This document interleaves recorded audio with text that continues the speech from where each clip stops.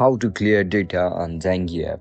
Are you guys facing issues to clear data on your Zangi app? If that's so, then this video might help you out. Without further ado, let's get started. First of all, open Zangi app on your mobile device. If you don't know how to download Zangi app on your mobile device, then make sure to check out our guide on how to do it. After you open up your app, now log in into your account with your registered email and password. After you get logged in, now you scroll down. You can see multiple options over here. Just click on data storage. After you tap on it, click on storage uses and click on clear data. Again tap on clear data. After you click on clear data, your app data will be cleared, and that's it guys. That's how we're gonna clear data on Zangi app.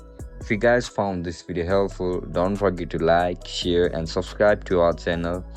And if you guys have any issues regarding Zangi app, make sure to comment down below so that I can help you out. See you in the next one. Bye bye.